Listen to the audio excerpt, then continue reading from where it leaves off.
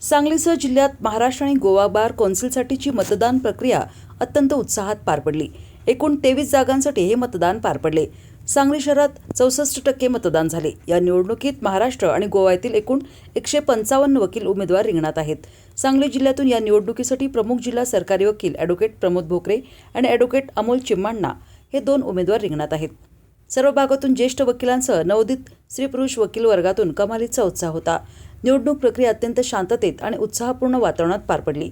सांगली शहरासह जिल्ह्यातील सर्व तालुक्यातील वकिलांनी मोठ्या संख्येने मतदानाचा हक्क बजावला। सांगली जिल्ह्यात एकूण 3701 वकील मतदार होते। यापैकी सांगली येथे 1132 मतदारांपैकी 729, तर मिरज 529, ईश्वरपूर 348, शिराळा 67, विटा 260, तासगाव 140, कवठेमहांकाळ 73, जत 100, पलूस 100 वकिलांनी मतदानाचा हक्क बजावला।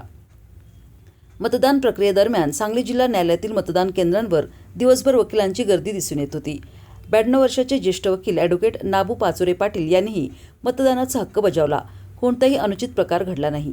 यंदाच्या निवडणुकीत कोल्हापूर सर्किट बेंचचा मुद्दा महत्त्वाचा ठरला। त्यामुळे यावेळी 6 जिल्ह्यातील उमेदवारांमध्ये मतदानासंदर्भात मोठी जागरूकता दिसून आली। मतमोजणीस 1 एप्रिलपासून सुरुवात होणार आहे। ही प्रक्रिया सुमारे 1 ते 1.5 महिना चालण्याची शक्यता आहे।